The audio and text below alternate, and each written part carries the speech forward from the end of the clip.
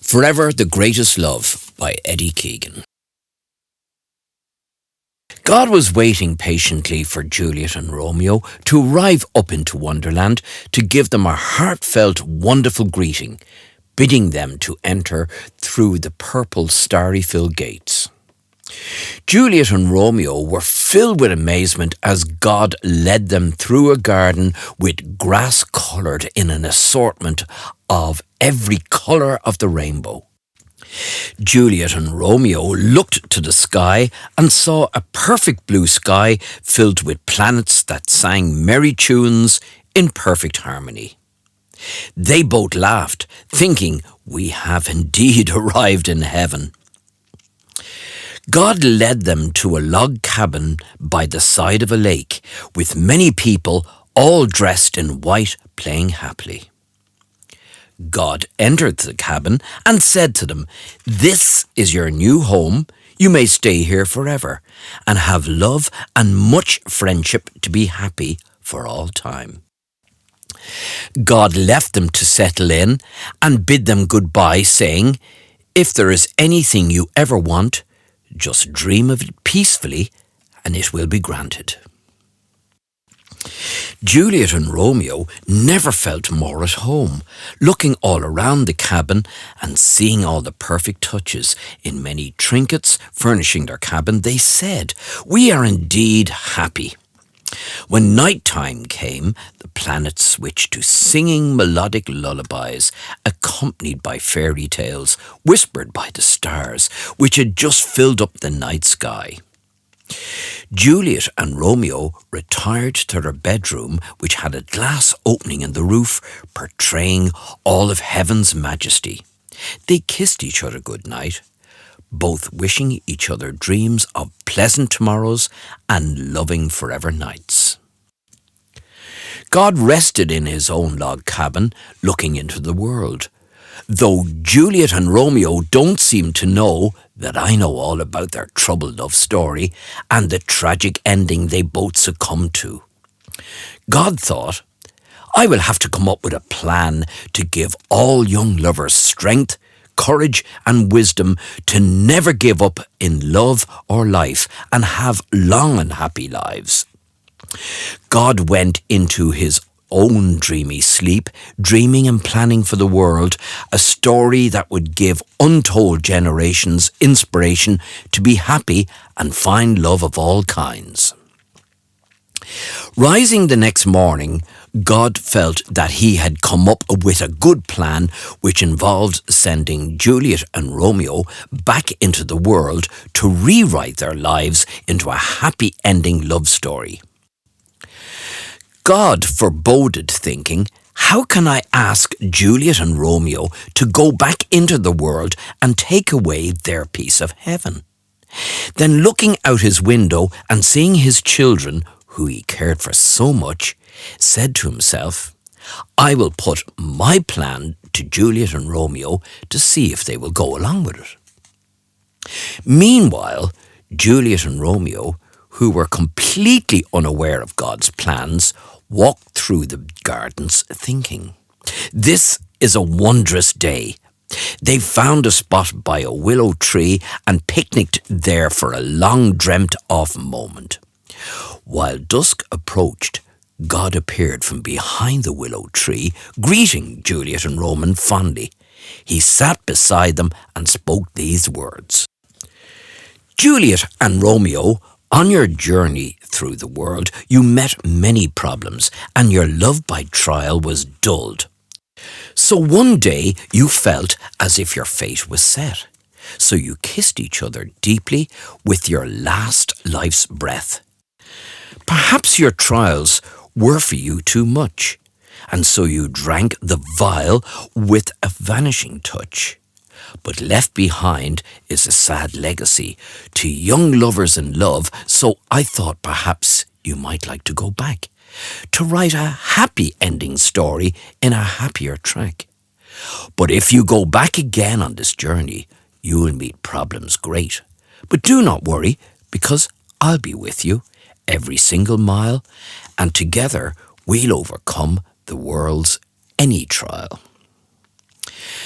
God rose, saying, Juliet and Romeo, you have much to think about, so I will leave you now to think about your decision on going back into the world. God then disappeared.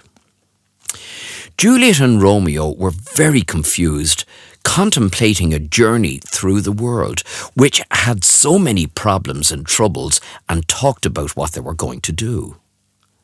Long after discussing their dilemma, which seemed to be getting more confusing, a young boy approached them through a clearing.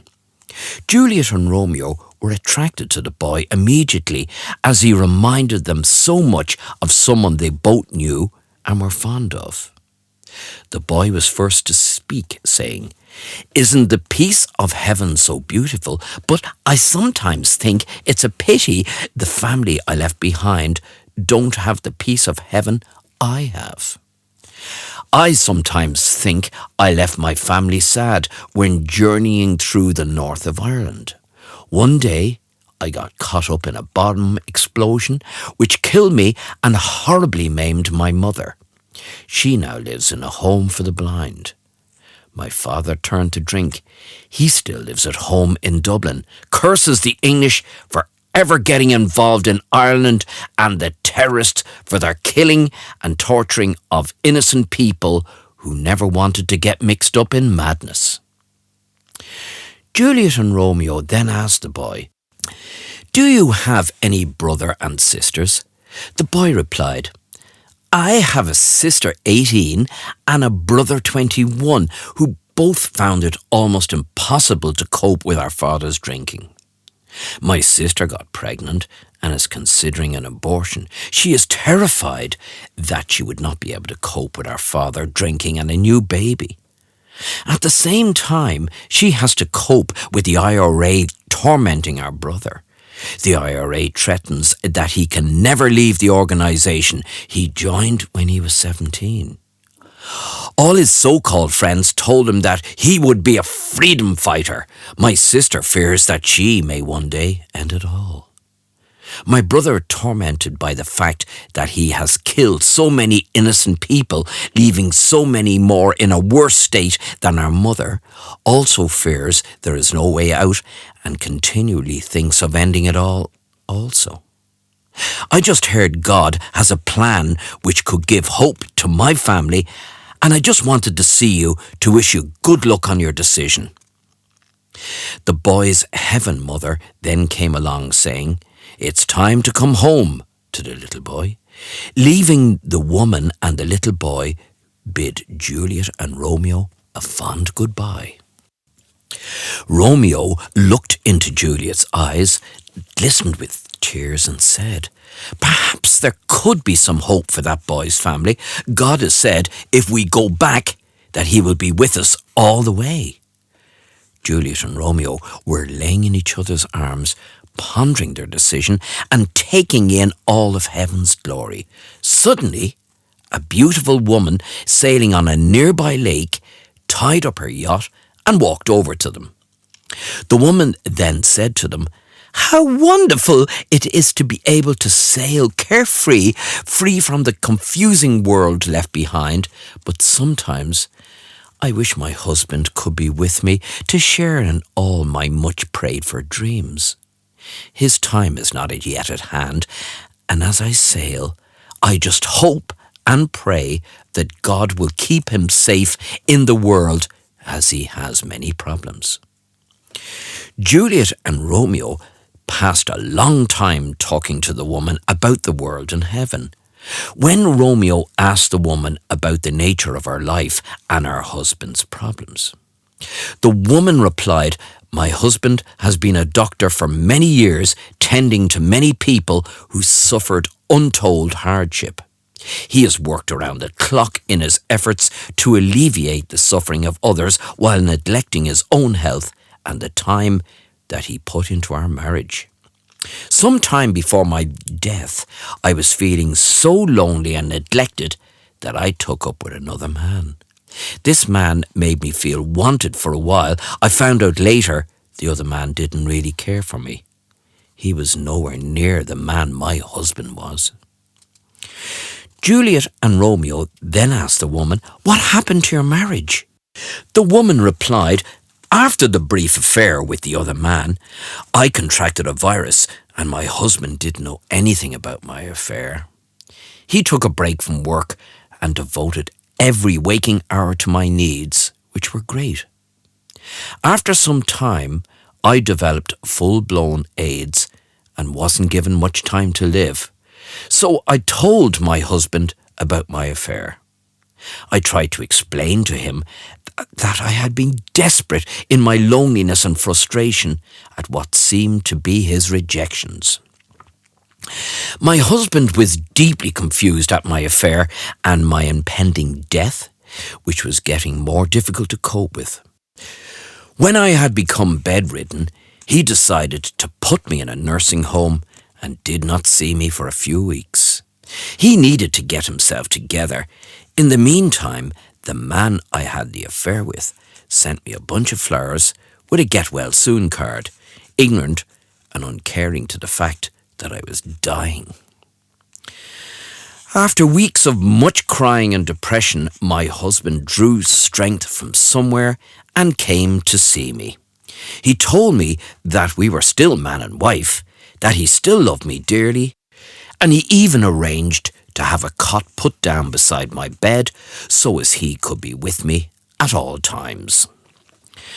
A few short weeks passed when I came near to my last breath and sincerely told my husband that I was sorry for the way that everything had turned out. I closed my eyes for the last time when my husband whispered to me, "Everything will be all right. I will love you always." But now, as I sail far away from the world, I hear everything is not all right with my husband. In his job at the AIDS hospital, he works 18 hours a day and he also drinks very heavily. I fear he is deeply troubled about our past, my death, and that it all has become too much for him. It may cause him one day to decide to end it all. Juliet and Romeo talked for many hours about many things to the beautiful woman. Just as the beautiful woman was leaving, Juliet spotted a gold pin on the woman's blouse and asked, "What did the initials F-A-N stand for?" The woman replied, "It stands for Forever a Nurse." And the woman set off to her yacht, bidding Juliet and Romeo farewell. She said, "I'm off to catch the breeze." Juliet and Romeo slept for a while, and on awaking, they both spotted a robin flying to her nest when they heard the sound of hatchlings singing. They both thought there is such a thing as new beginnings and decided that they would go back into the world as God had asked. They set off through the forest to tell God of their decision. God was waiting anxiously for Juliet and Romeo and was thrilled when he heard they were going back into the world. He made arrangements for them to leave the next day. God told Juliet and Romeo that they should go back to their cabin and get a good night's sleep, because when they awaken, they would be back in the world with much to sort out. Juliet and Romeo retired that night with trepidation about their journey back into the world, closed their curtains in heaven for what was to be a long time. They spotted the beautiful woman and the young boy that visited them early in the forest. The woman and boy, sailing on a nearby lake, gave Juliet and Romeo a hopeful thumbs up, bidding them farewell. Juliet and Romeo were filled with enthusiasm for their journey. When they kissed each other good luck, they heard a loud whisper from God's cabin.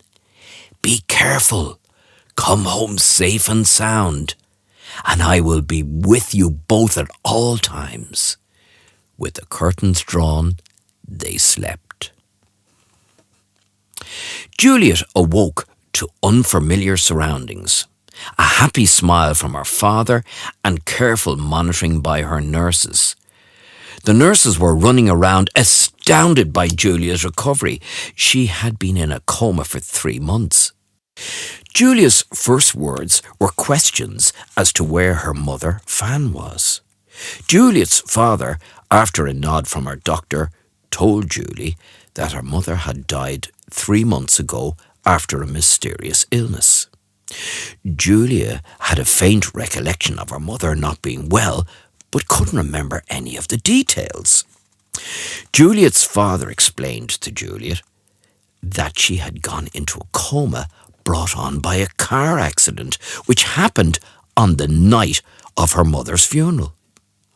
Juliet couldn't take it all in at once, but cried, "Where is Romeo?" Juliet's doctor then intervened, giving Juliet some sedation to help her cope with all she had to take in. Juliet's father left her room and told Anthony, his son, waiting anxiously outside, "Juliet has come out of her coma, but she couldn't remember her mother's death or her accident." Anthony rationally asked his father, "Does Juliet know anything about Romeo not being able to cope with her coma and moving to the country to try to start a new life?" His father replied, "Juliet seems to only have a faint recollection of her mother's death. I didn't tell her anything about Romeo's leaving." Anthony then said, "Maybe it would be best if we told Juliet that Romeo was killed in a car accident to get him out of her system once and for all." There had been lifelong enmity between Juliet's father and Romeo. Juliet's father told Romeo for years that he could never marry Juliet because they came from such different backgrounds. Anthony, who was very influenced by his father, was always trying to come between Juliet and Romeo. Anthony felt that Romeo was breaking the close bond he had with Juliet. Juliet and Anthony were twins. After long discussions and consulting with other family members, Juliet's father decided it would be best to tell Juliet as soon as she had recovered sufficiently that Romeo had died in a car crash. Juliet, unaware of her father's construing of events, was deeply disturbed by her mother's death and, with the confusion of unfamiliar surroundings, cried herself to sleep that night crying, "Romeo! Romeo! Mother! Romeo!" Meanwhile, Romeo, unaware of Juliet's recovery, awoke in a back lane, surrounded by empty whiskey bottles in a state of confusion. He wondered why the moon was shining at the same time as he saw children nearby hurrying to school. Romeo was then startled by an inquisitive kick by a passer-by who wondered, was Romeo sick or just drunk? Romeo realised that he had been hallucinating in his waking moments, and on seeing all the empty whiskey bottles all around him, he screamed, "Not again!" which scared the passer-by away quickly. It took some time for Romeo to come to the full realisation that he was in Kerry and that Juliet was to him forever lost. Looking around at the somewhat unfamiliar sights in Trimley, Romeo remembered that he had left Dublin to escape the unbearable streets which reminded him so much of better times gone by. All the doctors had told Romeo that Juliet would never come out of her coma. Romeo started looking for his keys, found that his wallet was missing, and also was brought to a stark, sobering moment when he smelt his clothes and realised that he hadn't washed for weeks. However, he did find his keys, and then he made his way up Main Street to his room. He had rented from a woman who seemed to have an understanding of men who were just trying to get by and sometimes fell foul to the dreaded bottle. Romeo entered his room, fell onto his bed and prayed to God to somehow give him the strength to carry on. After about 12 hours' sleep, Romeo dreamt of happier days with Juliet. He awoke to the sound of a blaring radio next door and went into profound thought on hearing the line from Rick Astley's Never Gonna Give You Up. Never gonna give you up, never gonna make you cry, never gonna turn around and desert you. Romeo was brought to startling reality as he heard his doorbell ringing. He remembered that his cousin John was calling to give Romeo a loan of some money to get him through the week. Romeo stumbled to the door to let John in, and when he saw John all dressed up in a new suit, Romeo thought to himself he'd been slipping for far too long. Romeo said to John, "I'm glad you called because I'm feeling a bit low and I'm trying to pull myself together." They talked for a while about various happenings of the week when Romeo suggested that he get dazzled up and that they'd both go out on the razzle. John waited as Romeo showered and felt with every spray of warm water that all his problems were drifting away. He splashed on his last drop of Old Spice aftershave and thought, perhaps it's time I spiced up my life with new beginnings. Leaving his flat with John, Romeo dropped his key into the letterbox, saying to John, "Things haven't been going too well for me in Tralee, so I'm going to try my luck in Killarney and see how things go for me there." They headed for a local pub to try and have a bit of crack and forget all of their problems. Romeo knew for some time that his cousin John had some connection with the IRA, but they never discussed the details of John's full involvement. As the drink flowed, John started to open up, telling Romeo about the part he played in the IRA. John was involved in horrible bombing campaigns in which many people were killed and horribly maimed. Romeo, in shock and bewilderment at John's involvement, got up to walk out when John said, "I'm trying everything I can to get out, but the IRA won't let me. They have threatened me, and if I don't carry out their orders, it will be the finish of me. I'm thinking that the only way out is to kill myself." Romeo sat down, very stunned, as John and he were very close all their lives and had grown up together in Dublin. Romeo then said, "John, you can't keep on going on with the IRA. Don't you remember the terrorists killed your brother?" Romeo then angrily said, "Your mother was blinded and your father never got over any of it." Romeo, studying John's last drop of Guinness, said, "John, there's only one thing to be done. You'll have to go on the run in another country." John looked at Romeo and felt a strong sense of family and said to Romeo, "I just find everything impossible. My sister Cassandra is just after getting herself pregnant and wouldn't be able to cope without some support from me. My mother only has my visits to look forward to, and my sister can't bring herself to visit. My mother would be frantic if she found out Cassandra was pregnant. My father just buries his head in the sand and drinks, cursing everybody." Romeo shouted at John, "You'll just have to forget about everybody and think about the better good. Think about all of those people you could end up killing.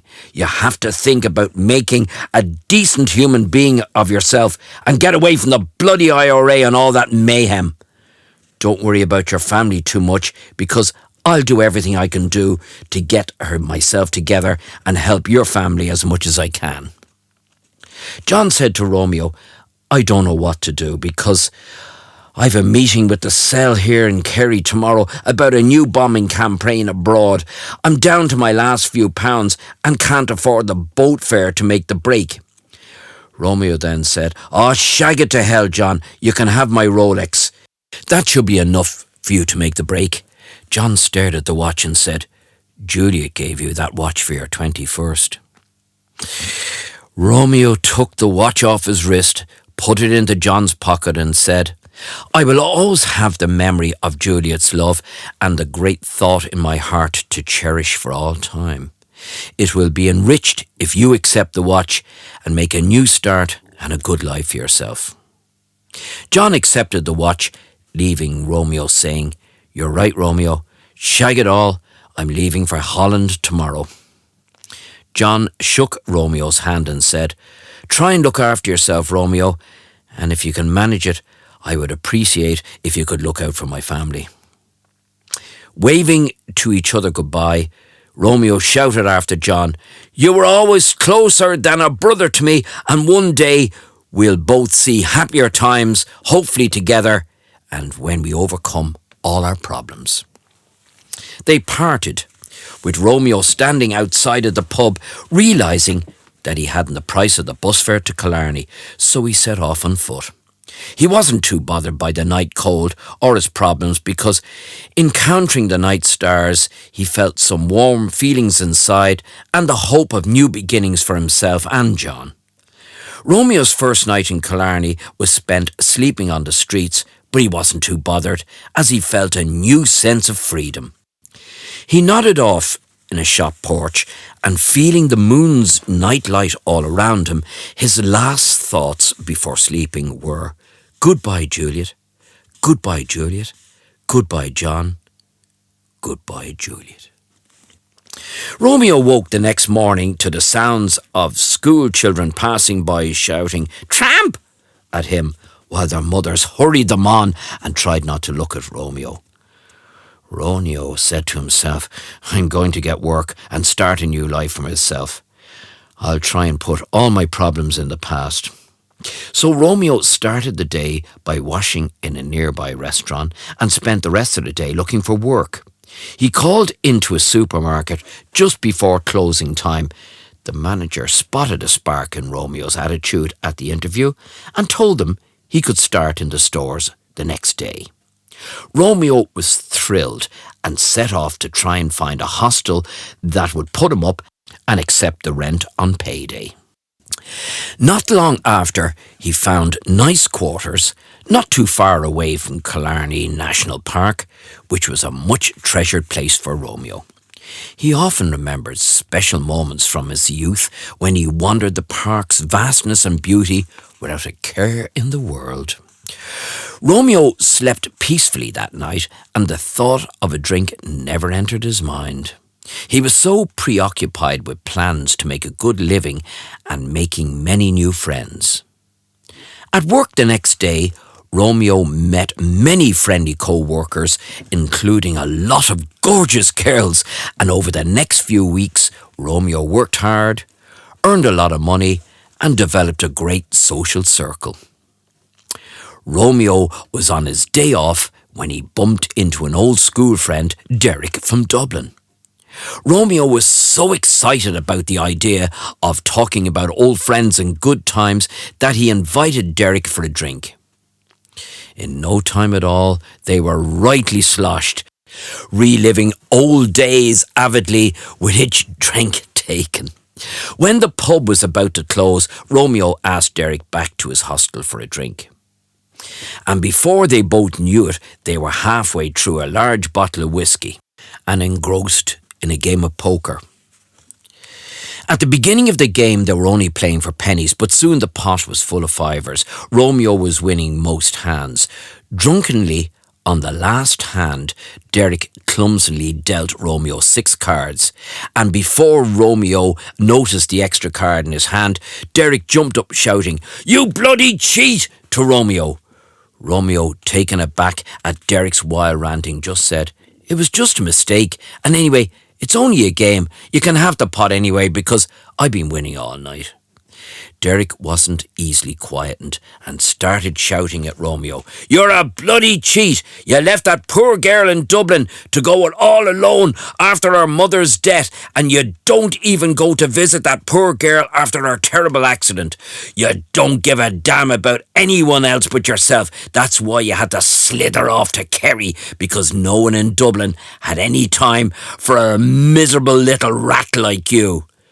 Romeo could not believe the sudden turn of events and grabbed Derek to throw him out, but Derek wasn't going without a fight. Derek picked up the empty whiskey bottle and smashed it over Romeo's head. In the ongoing scuffle, Derek's arm got broken. Romeo shouted at Derek, "I don't know what you're talking about. Grow up and get out." Derek left, rambling as he went. Romeo rested in his chair and felt everything spinning around him, with the words yellow and rat going around and around in his head.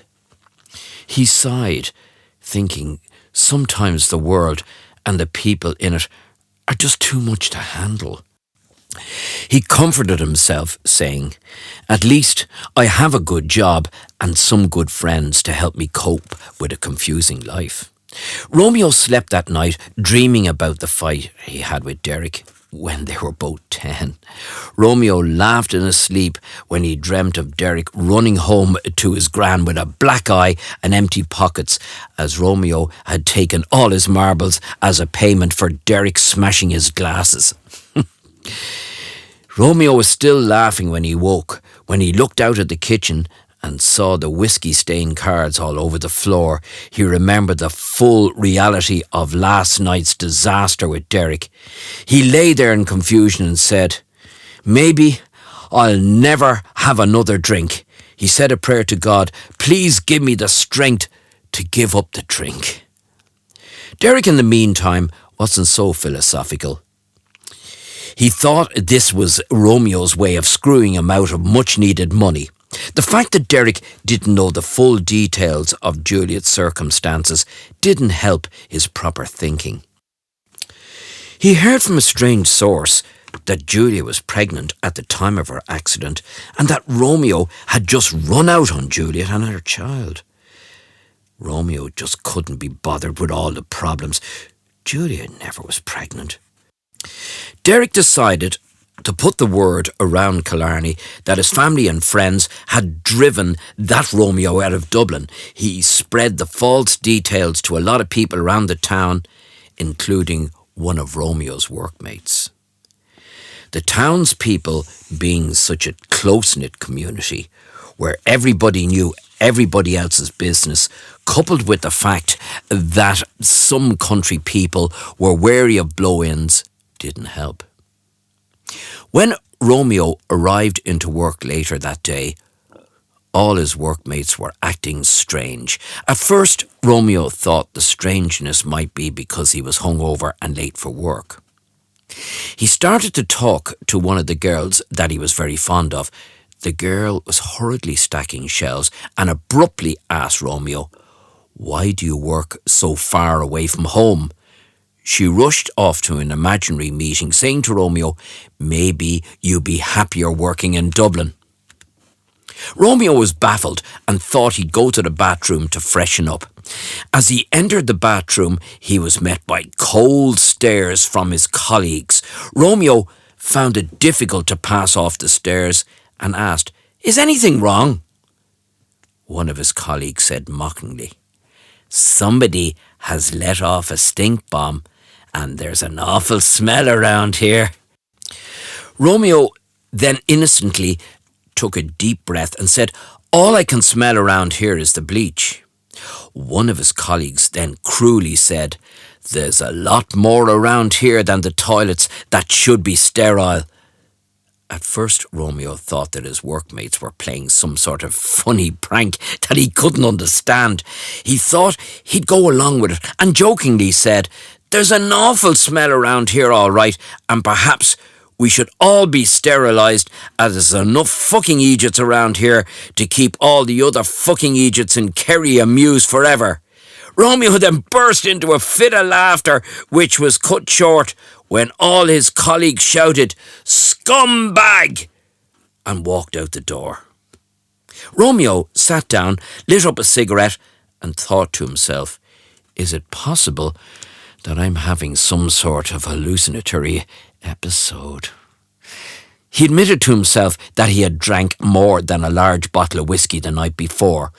Romeo fixed his gaze on the back of the toilet door and stared at the writing for 5 minutes to determine whether he was in reality or some strange dream.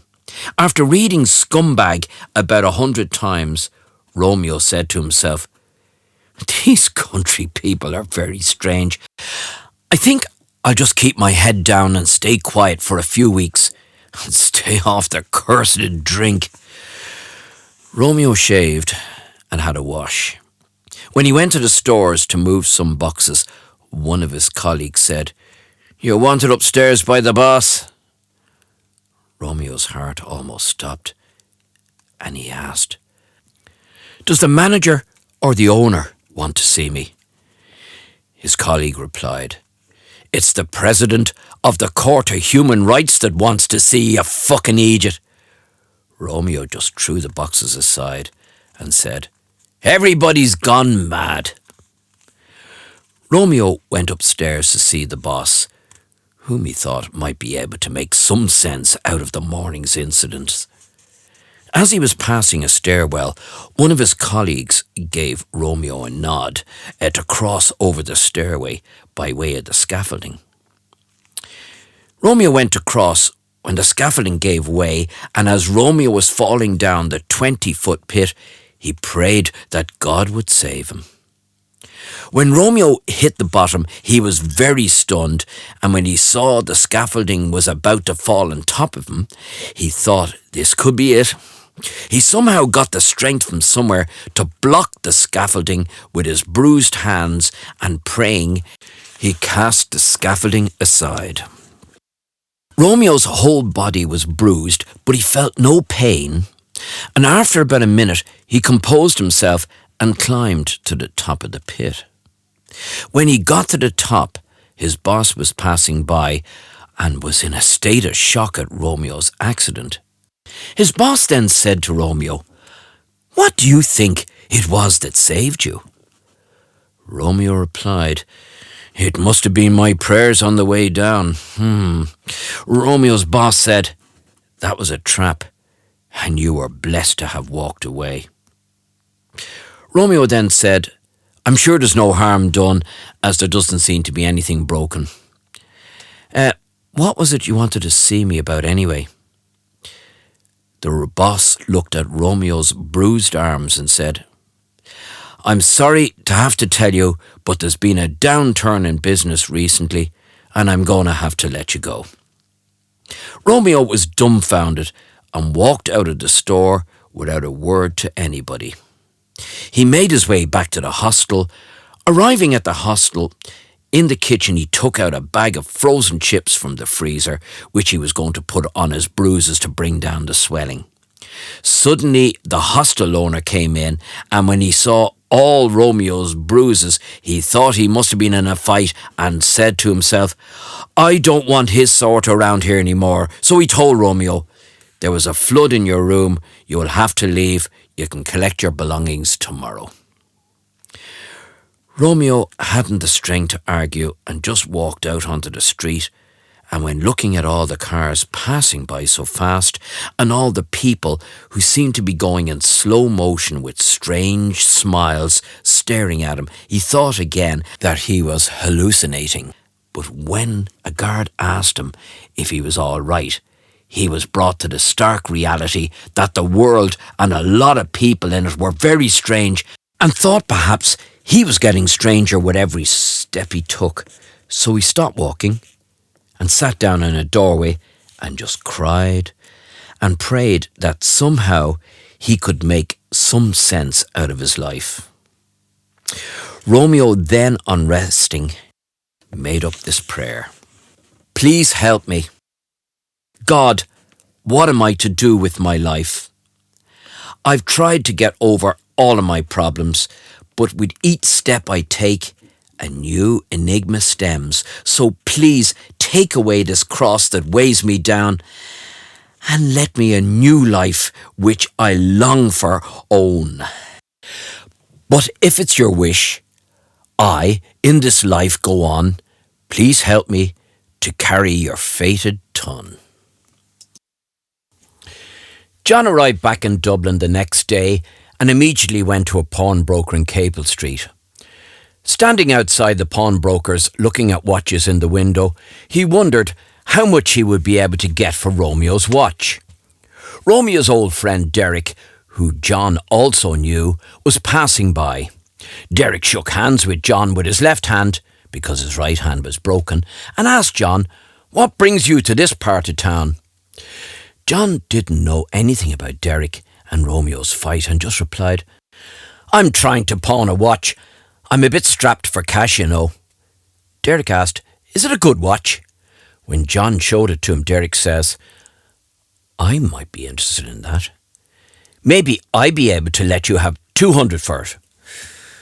John paused for a few seconds, then said, "That sounds good, but I'm just going to ask the broker what he would give me for it." Derek started to walk off, saying, "The offer is only good for a minute."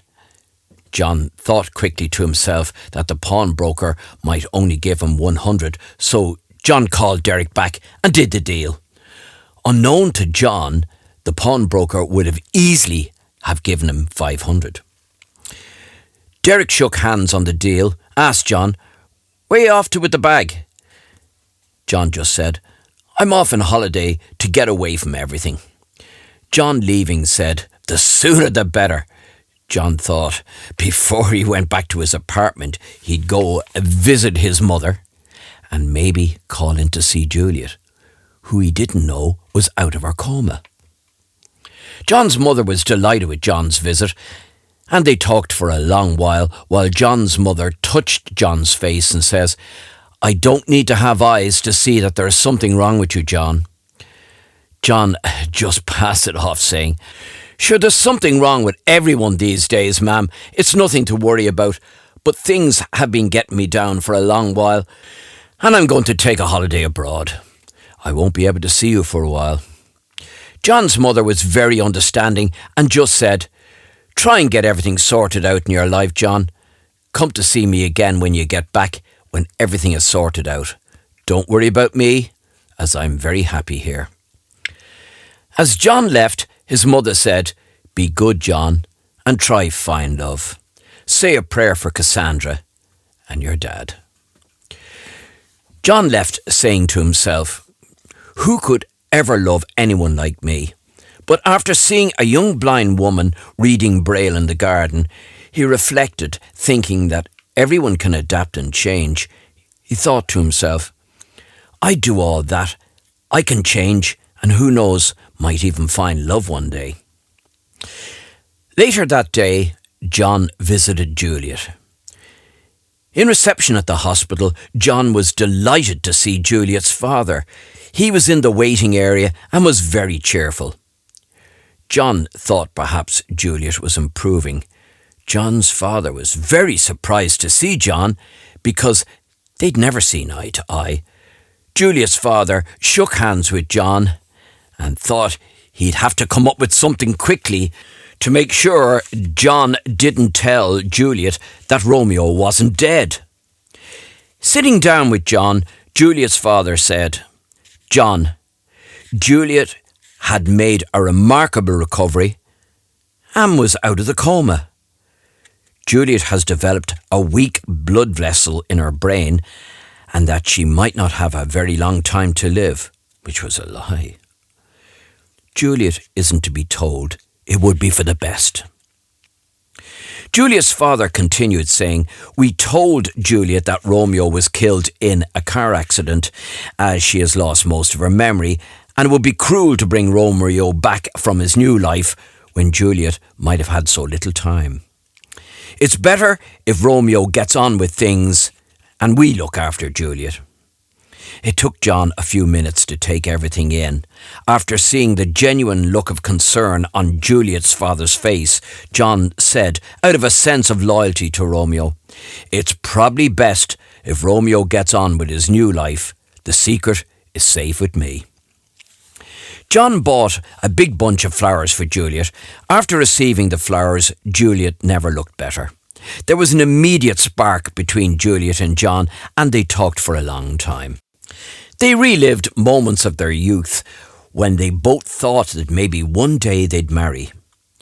When John heard Juliet say, "I'm being discharged later today," he said to her, "I'm off on holiday for a few days, and I thought we might have a drink or something if you're feeling up to it." Juliet was very enthusiastic about the idea of spending some time with John and said, "I'd love to see you later. Maybe I can meet you tomorrow if Dad thinks I'm up to it." They arranged to meet under Cleary's clock in O'Connell Street the next day. The next day, Julia woke in the familiar surroundings of her bedroom and thought to herself, Today could be the beginning of the rest of my life. She busied herself getting ready to meet John. She just told her father, who was drinking a lot that day, "I'm off to meet some girlfriends." Her father didn't seem to mind and said, "I'll probably be home from the clinic late tonight. Don't wait up." It was 12 noon when Juliet and John met that day. Embracing Juliet, John felt a strong sense of familiarity and thought that he owed Romeo so much. John decided that he would try and make the day as memorable for Juliet as he could. They started off by getting the bus to Bray. Passing Dunleary, Juliet says, "I can't help thinking about Romeo and the way he used to work so hard on the ships. If you don't mind, John, I'd prefer if we didn't talk about Romeo again. That chapter in my life is closed, and the love and feelings I have for Romeo should probably stay private." John just said, "I understand. I don't mind." They had a great time that day. Julia was feeling so good that she suggested that they would go on a cliff walk to Greystones. John was delighted. As they walked and talked fondly, they both felt younger, with emotions welling up inside. They sat down on a slanting wall. Juliet couldn't have been happier as she felt John's arm around her shoulders. They then both laughed out loudly as they fell closer together with the help of the slant in the wall. While they were watching sailing boats passing by, Juliet said, half joking, "Wouldn't it be wonderful if we could both just sail away to paradise together and forget all our problems?" John was dreamy in his reply and said, "Life is short, Juliet." Then laughing, he said, "Maybe we should catch the next boat together." Julia then saw a spark in John that she'd never seen before. Asked, "You don't know when the next boat is leaving?" John thought seriously and said, "I don't know when the next boat is leaving, but I have a ticket for a plane tomorrow for Holland. If you fancy a holiday, I'd love to have you along." Julia excitedly said, "Are you serious, John?" John just replied, "Life is short, Juliet." At that moment, Juliet spotted a ship just going over the horizon and said to herself, "Sure, Romeo is gone forever." Then she said to John, "Sure, feck it, John. I have my bank book and passport in my bag, and who needs a life that would be best left in the past? If you have me, John, I will go with you." That evening, Juliet sent a letter to her father explaining everything. Juliet and John spent that night in John's apartment talking all night about the adventure they would have together. Unknown to Juliet and John, Derek, who John had sold Romeo's watch to in Capel Street, heard the word around town that the IRA were looking for John. The IRA are usually very appreciative of any type of information. John passed on the word to a friend who was involved in the IRA that John was planning a holiday and asked if they wanted to find him to keep an eye on the airports. Derek was walking home from pub later that night when he crossed the lights at a busy junction without looking properly and was knocked down. He was brought to James's Street Hospital by ambulance with 2 broken legs. The nurse who attended him was a friend of Juliet's mother, and when she bagged Derek's belongings, she noticed his watch, which had an engraving JAR inscribed on the back. She recognised it immediately as Romeo's watch. She had helped Julia to buy the watch, and without saying anything to anyone, she sent the watch to Romeo's mother anonymously. Juliet's father was shocked when he received Juliet's letter, which just told him that she was putting the past behind him, starting a new life with John, and that she would be in touch. Juliet's father, not knowing what to do, went to his wife's grave and cried, "All I ever wanted was the best for everyone, but now Juliet's starting a new life with John. We both know that they don't belong together. They'll never be happy." Leaving the graveside, Juliet's father cried, "I have let Juliet down just like I did you." Later that night, Juliet's father blamed himself more for his wife's death and Juliet's departure with every drink he drank. Juliet and John, oblivious to the fact that Juliet's father was so upset, settled into a nice hotel in Amsterdam. Both were unaware that the IRA had sent 2 men to deal with John. The 2 IRA men burst into John's room as Juliet was doing some shopping. John, startled from an afternoon nap, thought he was dreaming. When he realised the 2 men with guns were real, all he could think of was, Juliet was right. The taller gunman said to John, "You've a minute to say your prayers." John said to the 2 IRA men, "Fuck yous. If I'm going to die, at least I'll die clean." The taller man had just finished saying "fuck you" to John and was about to fire his gun when Juliet appeared at the door. John took advantage of the momentary distraction and lunged violently at the taller man, struggling with him for the gun. The shorter gunman shot at John and hit him in the arm. Luckily enough for John and Juliet, the bullet went clean through John's arm and hit the taller man in the stomach. Shouting, the shorter man asked, "What will we do now?" to his companion, who was bleeding heavily from the stomach. Pointing his gun at John, the taller man shouted, "You finish the bitch, no witnesses, and I'll put 2 in the traitor's head."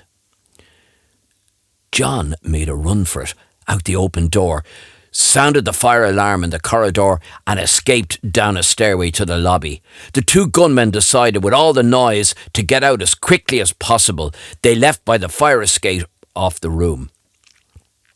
The taller man tried to get off a shot to finish John, but in his wounded condition, he lost his balance and fell 20 feet to his death. The shorter man just said "shit" and disappeared down the fire escape.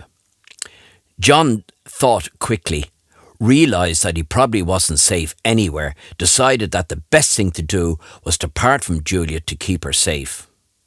A passing caretaker came to investigate the disturbance. John asked him, "Would you see to it that Juliet was looked after and that she got home safe to Ireland? Tell Juliet that I had to leave for another country immediately. I'm trying to get away from the IRA and start a new good life." John went on the run to another country and Juliet was left in the care of the caretaker who called the police. The police got Juliet's father's address off her. They notified him that Juliet was unwell and that he should come over to Holland as soon as possible.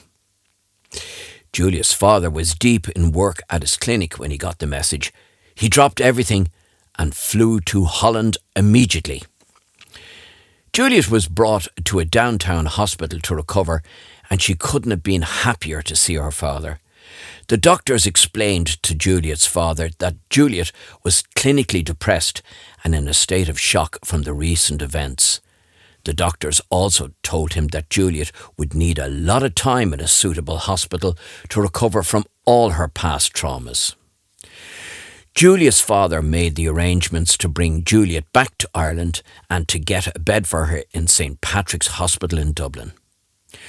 Juliet and her father arrived through the gates of St. Patrick's. She started to get more confused in herself at the thought of becoming a patient in a psychiatric hospital.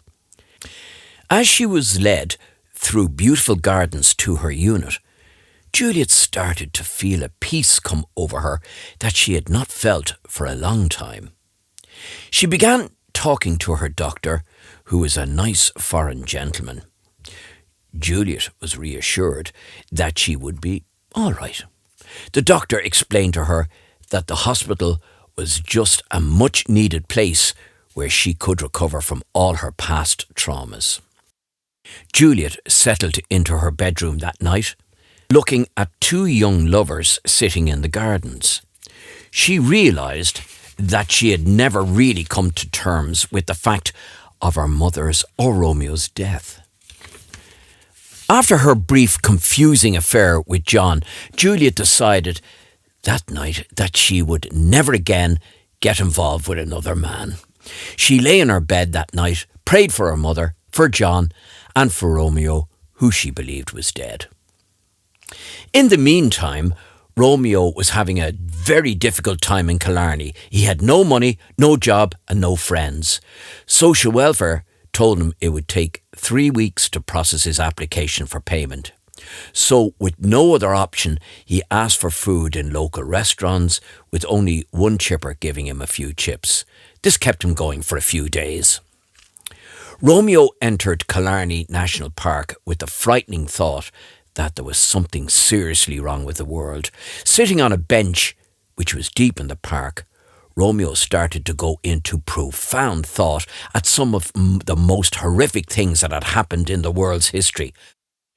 When the thought of Hitler's extermination of 6 million Jews came to mind, he started thinking, was it possible that Hitler was an evil angel from hell that had been sent to breed badness into the world?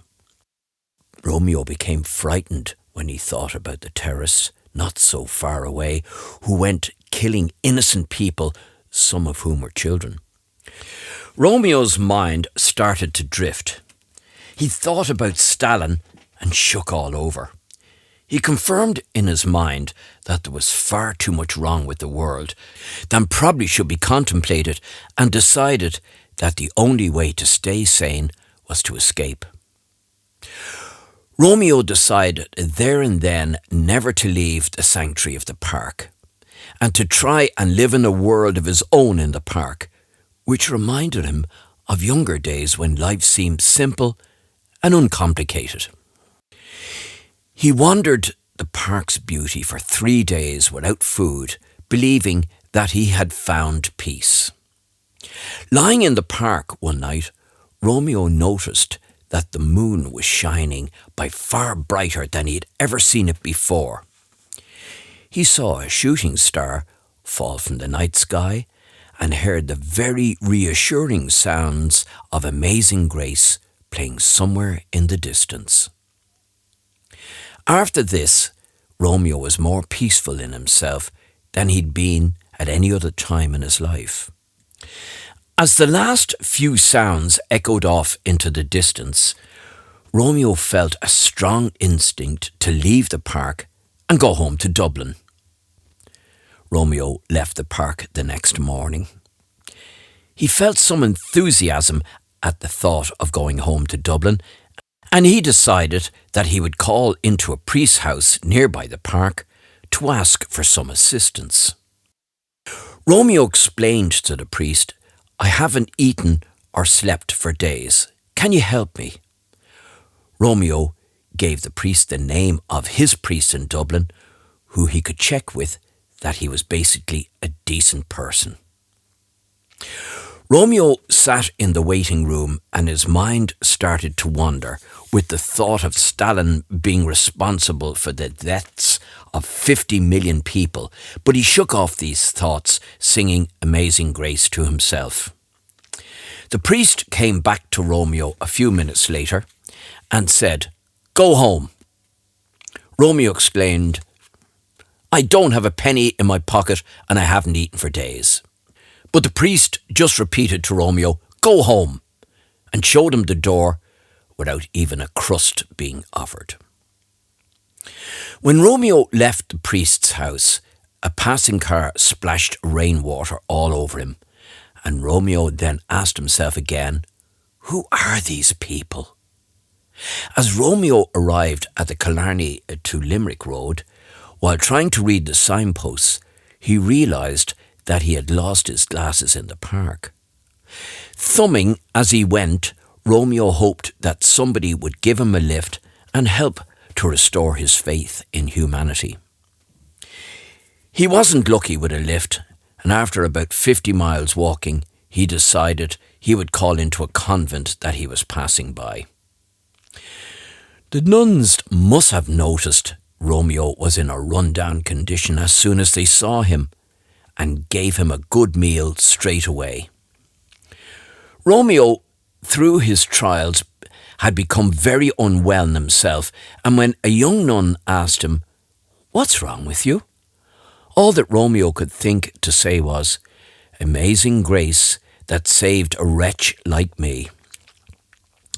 Romeo left the convent somewhat strengthened, and when he was lucky enough to get a lift, he started to put the thoughts of Stalin completely to the back of his mind. Romeo was dropped off 20 miles up the road. The driver of the car was somewhat taken aback at Romeo's reply to his question. "Where are you from?" To which Romeo answered, "Venus. And a song from Venus, nothing ever fears." The driver, then accelerating sharply, just shouted as he sped off, "No more brain cells, too many beers," laughing as he went. Romeo walked about another 30 miles when he began to hear magnificent orchestras playing marching symphonies in his mind. As he marched, he lost touch with reality, believing that Juliet was alive and that she was being held captive in a castle in Dublin, and that it was up to him to rescue her. When Romeo approached Limerick town, he had his first cigarette in weeks, which was given to him in a cafe along with a fish and chips. As Romeo pulled deeply on the cigarette, his only thoughts were, "There is a God." Romeo slept in a field just outside of Limerick town. When he awoke, he heard the sounds of passing birds singing. Romeo admired the distant mountains and the drifting clouds. He thought there was a vast beauty in the world, and was reminded of Juliet, which had left him more confused as to whether she was alive or dead. While walking through Limerick town, Romeo asked for food in a number of restaurants, but to no avail. He passed by a hotel. He just said "feck it" to himself and ordered a room. Romeo was being served a sirloin steak, followed by a couple of pints and 20 cigarettes. He just laughed out loudly to himself. Why didn't I think of this before? Romeo had a bath and a good rest that night. The thought of how he was going to pay never entered his mind. The first thing the guards asked Romeo the next morning was, "What is your name? Do you have a psychiatric history?" Romeo replied, "My name is Michael Rooney, and I'm researching for a film that I'm going to make."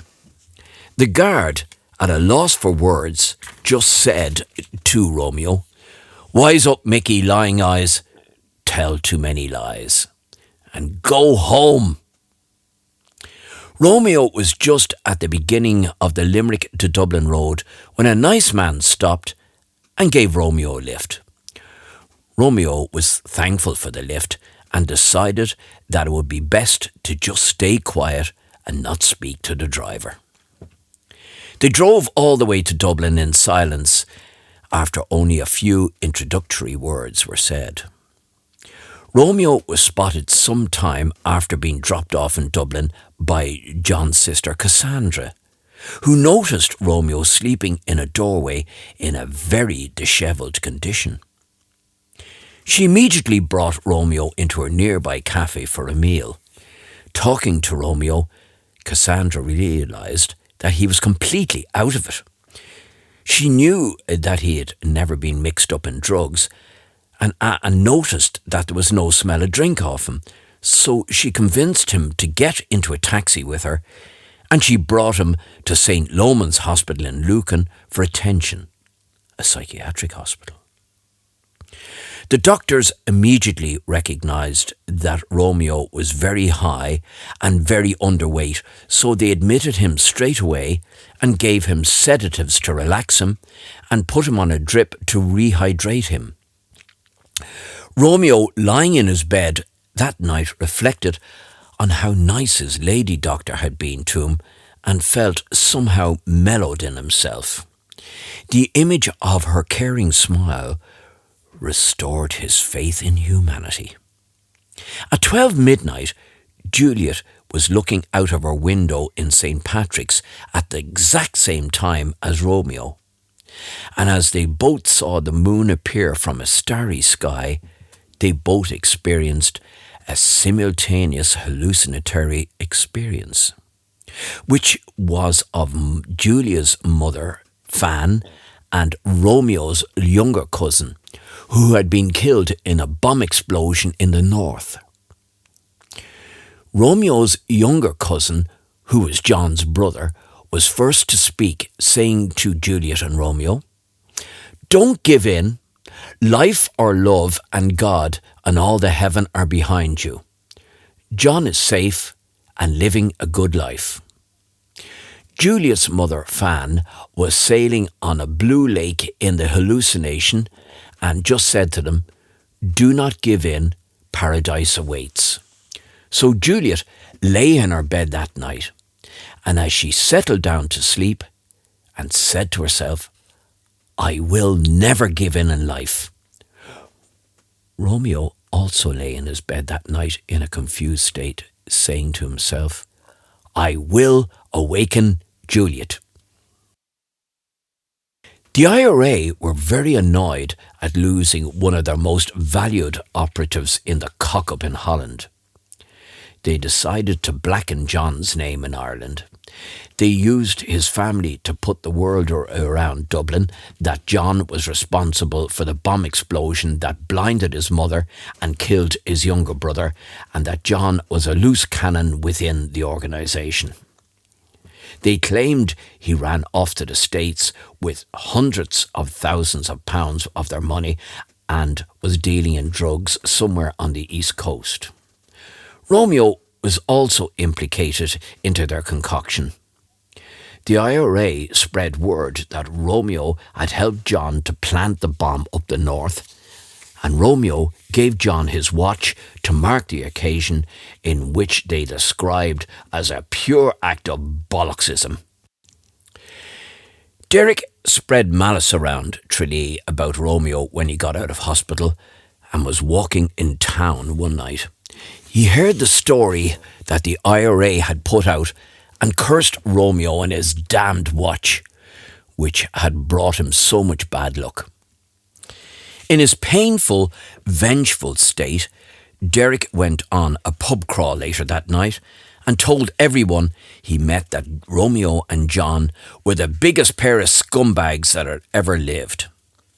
He exaggerated the story to include that Romeo had forced Juliet to have an abortion of their child and had left Juliet in such a confused state that she had tried to kill herself. Juliet ended up in hospital, and Romeo did a bunk to Tralee where he met John to celebrate their murder. It wasn't long before the word got around to Anthony, Juliet's brother, who got violently sick. Anthony thought that Juliet must have had an abortion just before their mother's death. He noticed Juliet had put on a lot of weight suddenly and went into himself, talking less to all her family and more to Romeo. Anthony believed Romeo forced Juliet to have an abortion. Anthony concluded that night that the only explanation to Julia's accident was that it must have been a suicide attempt, and he cursed Romeo and what he called his bastard life.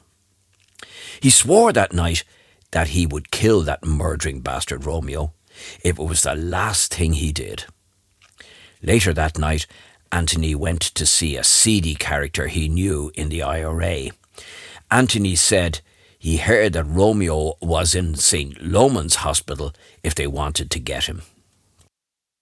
The IRA contact told Anthony that Romeo wasn't a prime target, but if he knew where John was holding up in America, he would be grateful.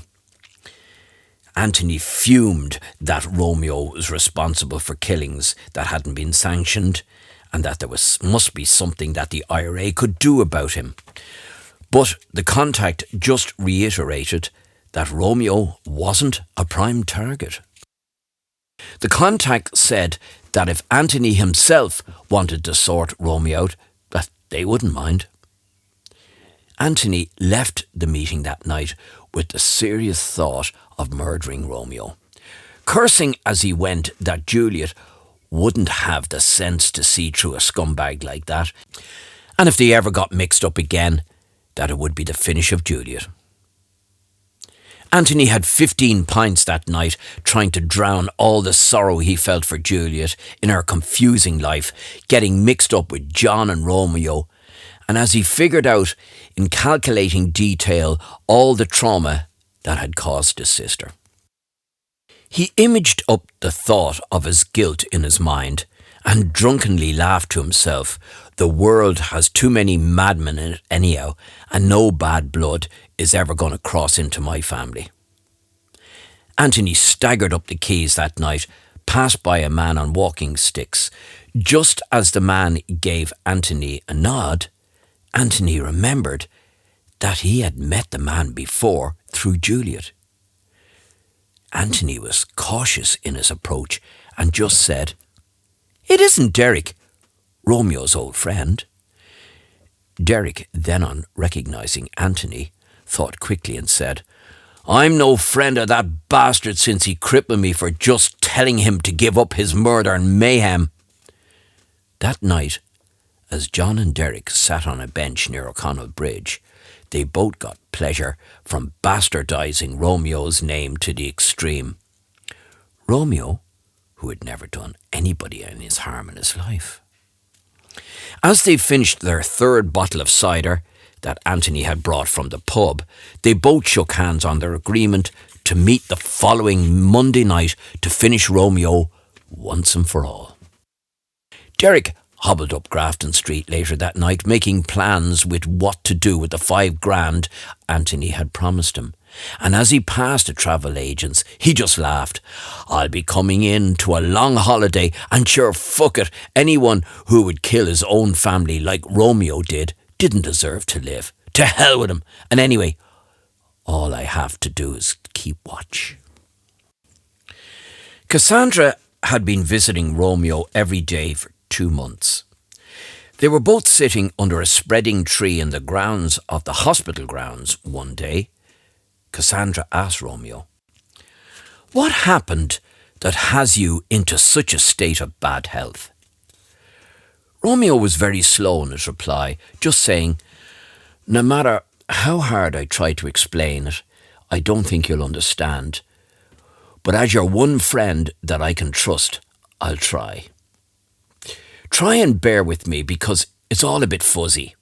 Romeo began by saying, "I have some recollections of being outside of this world and being sent back for a reason that I don't fully understand. For a long time now, I keep having dreams of Juliet's mother, Fan, and my young cousin John's brother, who both died suddenly. They keep telling me never to give in life or in love, and that love awaits me in this life."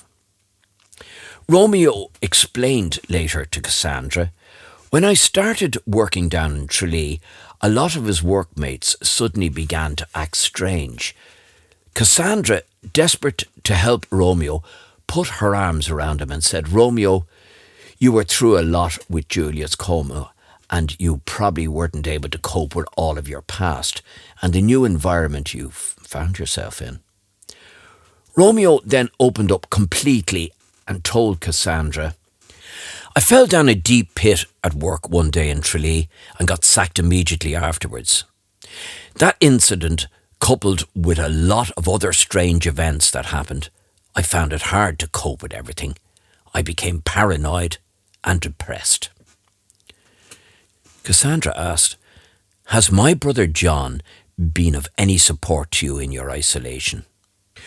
Romeo envisioned the idea of John starting a new life in America and became more optimistic about his own future. Romeo said John had to go to the States suddenly, which Cassandra was glad to hear, as she always had been telling John to make his break from the IRA. Romeo's lady doctor was just passing by. Romeo then said to Cassandra, "I tried to explain everything to the doctors, but I find it very difficult because I don't fully understand my experience outside of this world. But it is as real to me as that tree. I understand that if 2 years ago somebody else told me of a happening like this, I wouldn't understand either. Anyway, the doctors have told me that I'm overcoming the depression and to try and forget about everything and that I'll be out in a week and to try and start a new life for myself. Cassandra was understanding of Romeo's depression and confusion as she had experienced depression when she had been younger. Cassandra then told Romeo, I'm moving into a new apartment later this week. I have room if you would like to move in for a while when you get out of hospital. Romeo was throwing bread to the ducks, thrilled to be outside the hospital and to be now involved in a romance with Cassandra. Sitting watching him admiringly, she felt guilty that she had not told him that she was pregnant by another man from a previous relationship. Cassandra decided that she would not tell Romeo anything about the baby and said to herself, I'll go to counselling to get advice on how to sort everything out. Romeo threw a crumb at her and said, I love you more than life. Cassandra just laughed and said, You're the cutest little ass in town, Romeo, and I'm going to love you forever. They walked that night through the vastness of the Phoenix Park, Romeo with the pure sense of love and freedom increasing with every step taken, and Cassandra with the confused thoughts of new beginnings and trepidations about truthful starts. Of course, Romeo knew all about Cassandra's pregnancy, as John had told him about it while he was in Tralee. John asked Romeo to look out for his family, but Romeo thought it best not to say he knew anything. Over the next few weeks, unknown to Romeo, Cassandra went to a lot of counselling sessions in town and discussed the idea of adoption and abortion with the counsellor. Cassandra told the counsellor, After all this time, I could never tell Romeo about the baby. I'm afraid that he would think that I had trapped him. I might lose him. Despite the counsellor advising her to ask for Romeo's help, Cassandra stuck to her guns, saying, Romeo has been through a nightmare in the past, and that no matter what, I will never burden him. Cassandra awoke one night after she and Romeo had been out for a drink, talking immediately about how they were going to make love that night. She awoke in tears, remembering the dream. In the dream, she saw her baby being pushed clumsily across a main busy road. She saw a juggernaut just about to kill her child. She screamed at Romeo, Please help! Romeo awoke in shock, and when he saw Cassandra shaking all over, he comforted her by putting his arm around her trembling shoulders and asked, What's wrong? Cassandra couldn't contain herself for a minute longer and cried desperately, I'm pregnant, Romeo, and the baby's not yours. I had an affair before we got together, and I'm sick with worry thinking about an abortion. Romeo, in fright of ever losing Cassandra, immediately reassured her. Everything will be all right, he said. If we stick by one another, we'll manage everything. He stroked her hair fondly, he saying, I always wanted to be a father, and that the child would be mine as much as yours.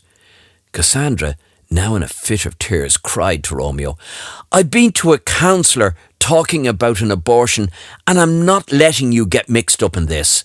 She burst out of the room saying, It's over, Romeo. It would never work. As Romeo was lighting up his fifth cigarette in a row, he thought that would be for the best to let everything settle until morning. That night, he smoked 50 cigarettes, staying up all night, thinking of a way to sort everything out. When Romeo approached Cassandra the next morning, he just firmly said to her, You can't break 3 hearts in 2 just so as you can keep your sense of what is the right thing to do. So I'm going to the counsellor with you on your next visit and we'll sort everything out. Relieved that someone was taking control of everything, Cassandra just said, I'm sorry for all the deceit. I love you, Romeo. They spent the rest of the day walking all over the Phoenix Park, which they called their back garden, and began to talk in detail about everything. They both came to terms about how each felt about everything.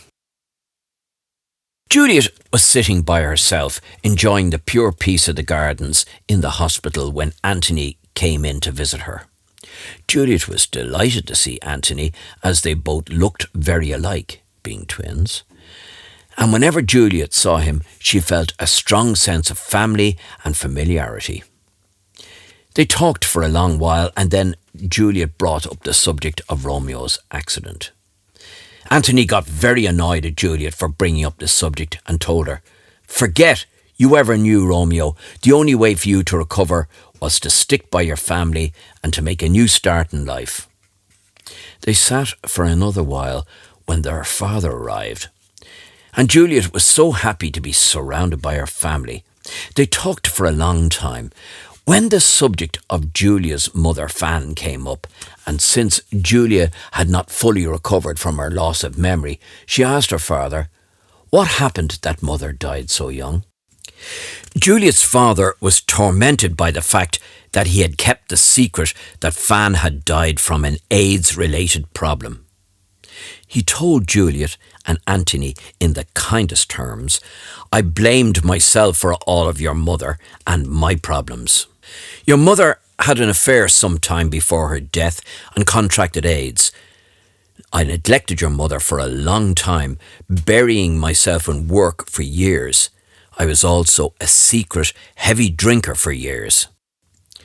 Juliet cried herself to sleep that night, remembering her hallucinatory experience of the woman who had the markings Fan on her blouse and the young boy who had died in a bomb explosion in the north. She was mixed up as to whether the woman in the hallucination was her mother, as with her loss of memory, Juliet was still very confused. Before going to sleep that night, Juliet prayed that she would get better soon and that she could look after her father, who was still working round the clock at his clinic and was also still drinking heavily. Dreaming deeply that night, Juliet dreamt that she and Romeo were in a log cabin near a blue lake, and as she opened her eyes momentarily, looking at a beautiful half-moon, she heard a drifting whisper floating through the night to never give in life or in love. Anthony met Derek on Monday night, just as they had arranged. Anthony felt the hardness of his gun that was strapped to his chest. He felt a terrible fright at the thought of killing Romeo and said to Derek, "Maybe it would be for the best if we just forgot about everything and leave Romeo to rot in his own filth." Derek had borrowed $3,000 on the strength of his promised $5,000 from Anthony for the job. Derek decided to add fuel to the fire by telling Anthony that he had heard from a reliable source that Romeo was planning to plant a bomb up the north in a school to bring attention to the hunger strikes. Cursing while unstrapping his gun, Anthony got wound up and cursed. "I wouldn't put it past the bastard. Sure, fuck it, Derek.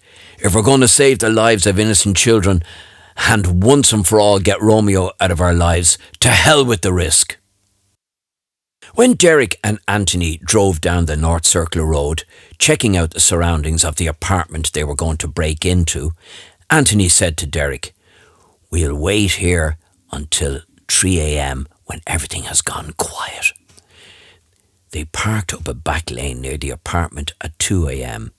The plan was that Derek would stand by at a nearby corner, which gave a good view of all the incoming roads, and that he would sound the horn 4 times if any guards showed up. While Derek was standing on a cast-iron shore on the corner, he began to think to himself how strange life was. He remembered Romeo and himself walking home from school one day, which now seemed a lifetime ago. He felt a strange feeling running up his spine as he remembered Romeo saying to him, "Even though we will grow up one day and go our separate ways, we should always remember our young days and always try and think fondly of each other." then cursing his legs and how the cold was creeping into his bones, and felt a weakness in his arm that Romeo had broken. He cursed while trying to keep himself standing with his stick. Sure. Fuck sentimentality. Friends change and rats die. Cassandra didn't hear the first bullet, which just passed over Romeo's head by inches and ricocheted off a nearby radiator. It hit her in the back of the head. All Romeo saw as he awoke was a dark, shadowy figure whose face was covered with a ski mask. Romeo didn't realise that Cassandra had been shot, and he turned instinctively to cover her with outstretched arms. The next bullet hit Romeo in the back as he lay on top of mother and child, covering them.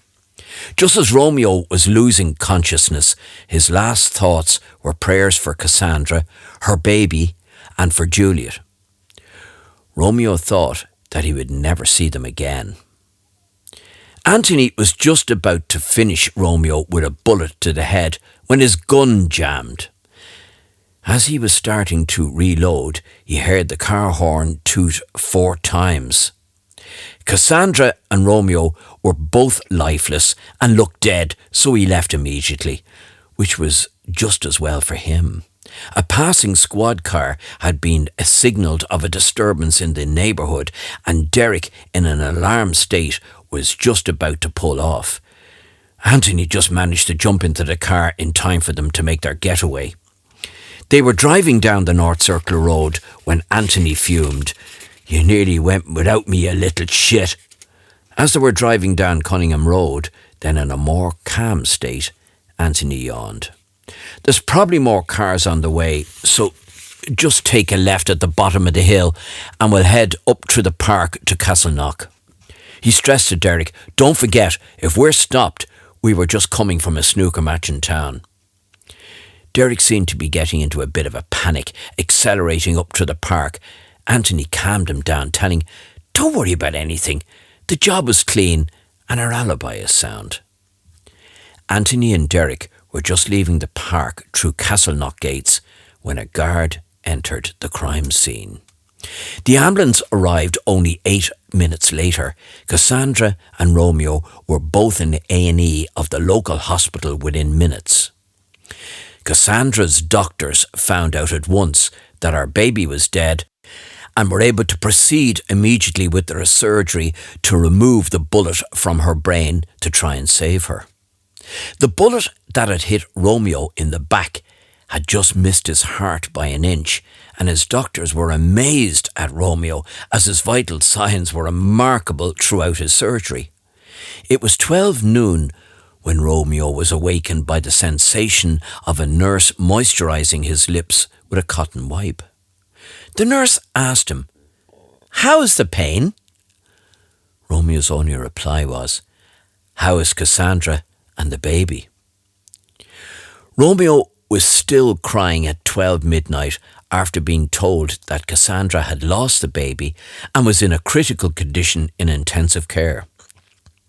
Before Romeo slept that night, with the help of sedation, he had some shaking of his faith.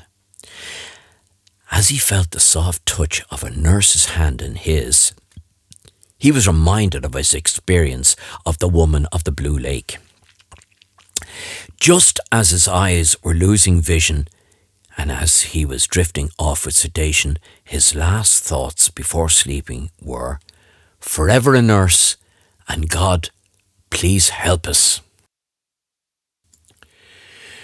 Juliet was into her second week at home after being released to rest at home. The shock of the newspaper story telling of Romeo's and Cassandra's shooting was too much for Juliet to bear. She was in a total state of confusion as to how and why her father and Antony could have told so many lies. When she thought that John, who was still in America, must have deceived her, she felt completely outraged. In a moment of desperation, she took an overdose. As she lay down, she prayed, "God, please take the pain away, and please take me." Juliet's last thoughts before drifting into unconsciousness were of a day herself and Romeo had spent at the carnival when they were younger. She visualized Romeo going around and round on the horse and wept, crying, "Romeo! Romeo!" That night, Juliet's father was surprised at how quiet the clinic had been. He had just one patient waiting in the waiting room to see before he could go home. As he was leaving, he noticed some graffiti on a broken tile by the doorway which just read, "Jay loves you." He thought to himself, "I'll skip the pub tonight and go home and see if Juliet is all right." He cried for 2 minutes before he could compose himself and think straight enough to ring an ambulance. The ambulance arrived 4 minutes later. Juliet was brought to a downtown hospital and had to have her stomach pumped. Her doctors were happy to tell Juliet's father that she would make a full recovery. Juliet's father couldn't have been more thankful to the doctors. Since it would be a few hours before he could see Juliet, he decided to go into the hospital church to say a prayer. He sat quietly in the empty church and talked to his deceased wife, Fran, saying, "Please watch over Juliet and please ask God to give me the strength and wisdom not to let Juliet down the way I did you." He then lit a candle and sat quietly for an hour.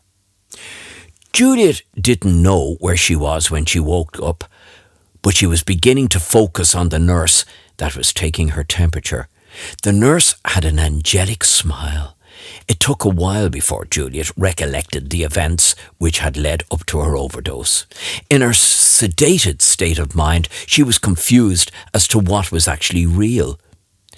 When she asked a nurse to explain things to her, the nurse replied, "Your doctor will be seeing you in a few minutes." The doctor reassured Juliet that everything would be all right, saying, "We'll have a good talk in a few days after you've had a chance to recover a bit more." Juliet didn't know at the time that the overdose had caused irreversible damage to her kidneys and that she would need a transplant to recover. Her doctors decided not to tell Juliet this for a few days. Julia's father and the doctor sat in the specialist office, with the doctor explained that Juliet would need a transplant, most likely to come from one of her family, since Juliet had a rare blood type. Over the next few days, Juliet's father arranged testing of his family to try and find a match, but none could be found, and the donor bank couldn't come up with a match either. Juliet's father was getting more distressed every day. He broke down one day when he was talking to Juliet's doctor, crying, "I have an illegitimate son no one knows about, and he's Juliet's old boyfriend, Romeo. The whole thing, it's a shagging mess. I did everything I could to keep them apart. I told lie after lie to Juliet, and now look at what's happening." After they had a good talk, the doctor and Juliet's father decided that they should contact Romeo to see if he would agree to be tested. They also decided that Juliet had had enough shocks and that they would not say anything to her about Romeo being her half-brother. Anthony and Derek sat in a dingy pub in town talking about how they would cover for each other in the event of any future complications that might arise out of the shooting. Anthony paid Derek the $5,000, and they decided it would be best if they never met again. They were leaving by the side exit when they met a drinking buddy of Anthony's father.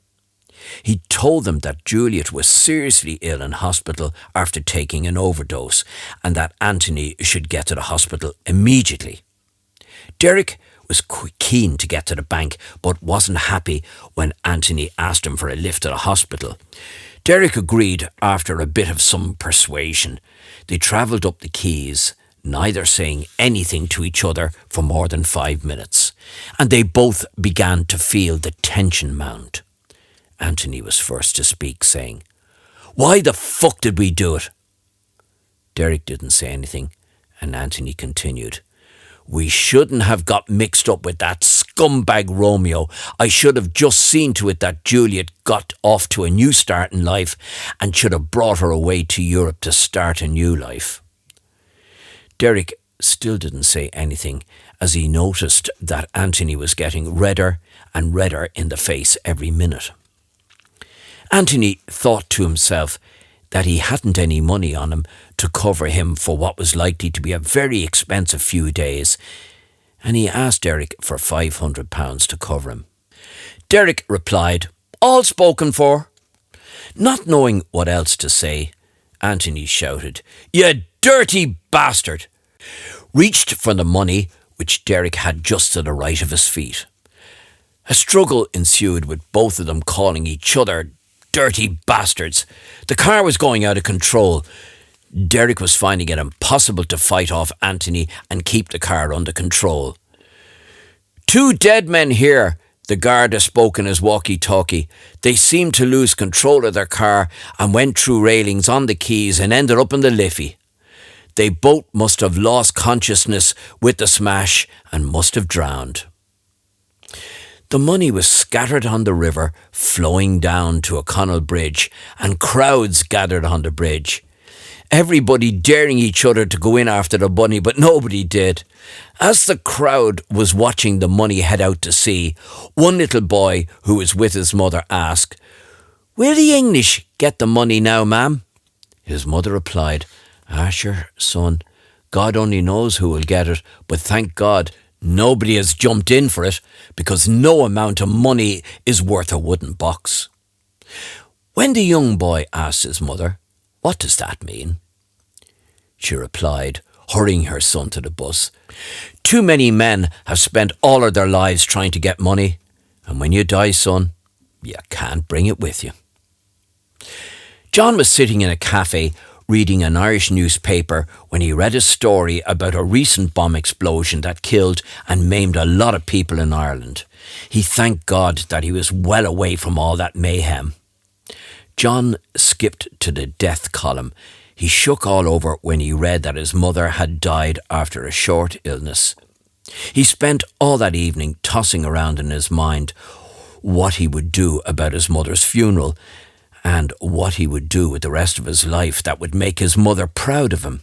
He knew that if he went home to Dublin for his mother's funeral, the IRA would probably get him.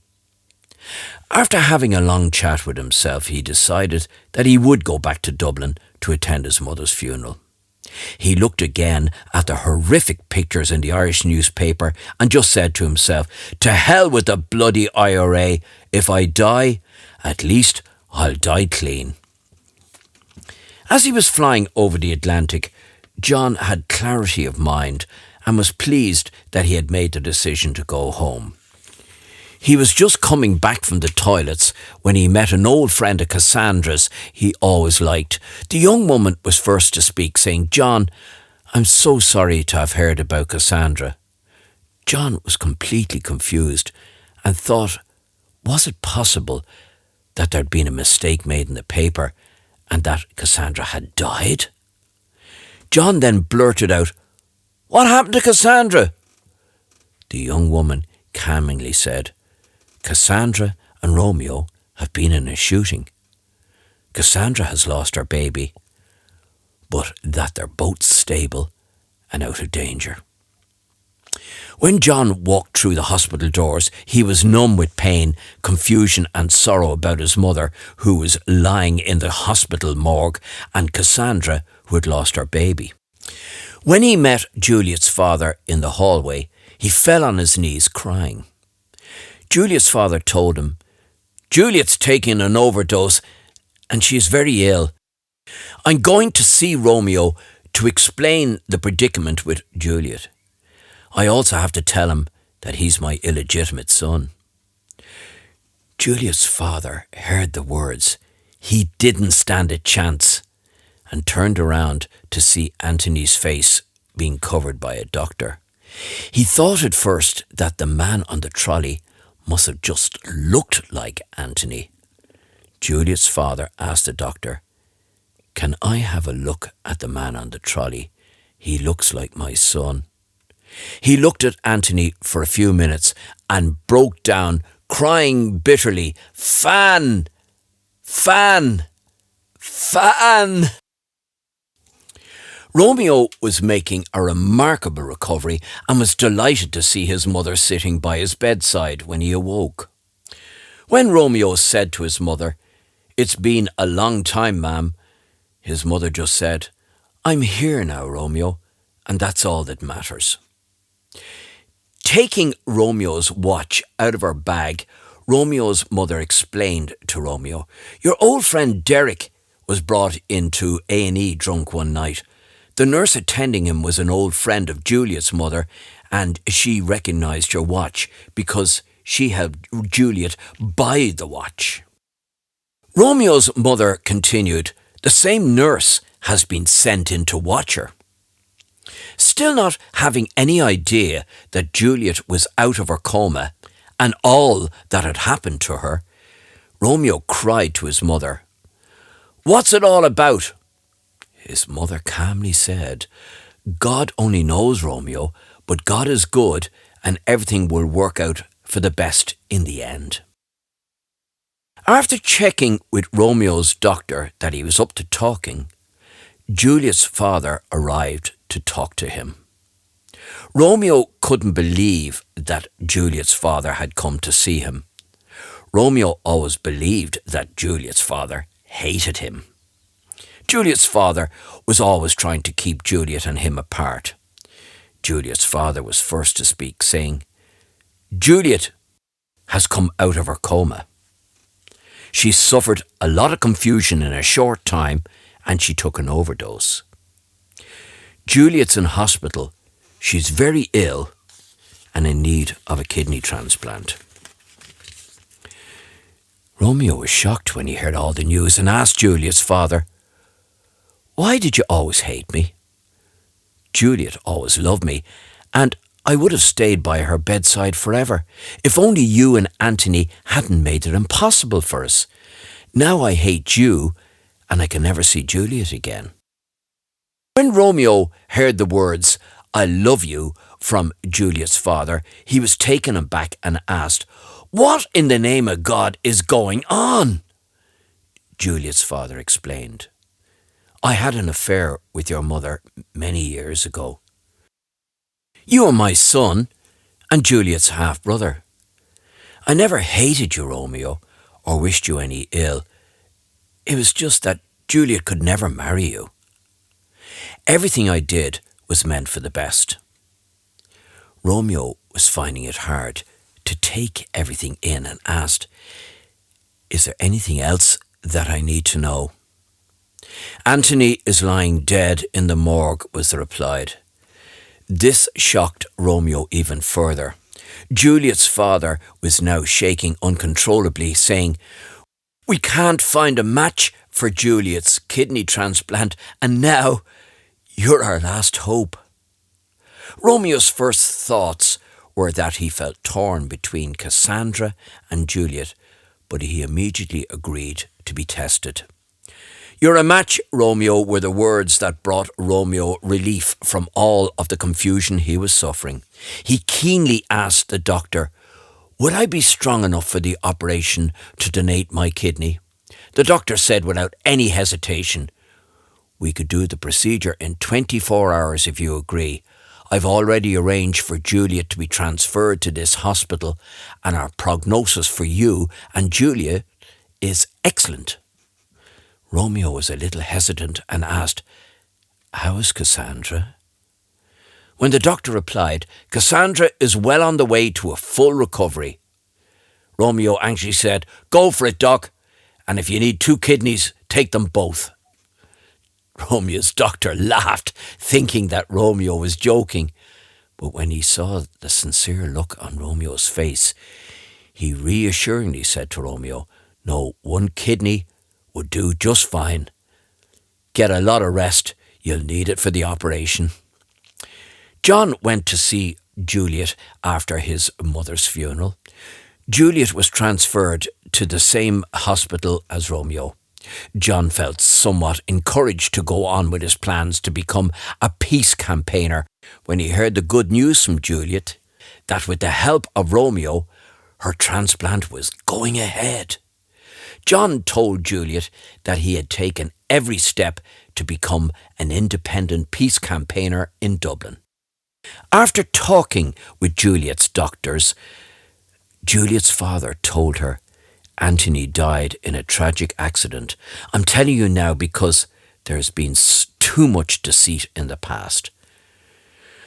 Juliet was somewhat melancholy after being told this and just said, Father, I'm sure that God would look after him.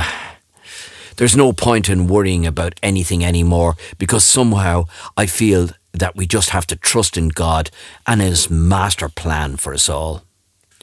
The operations were formed the next day and everything was a great success.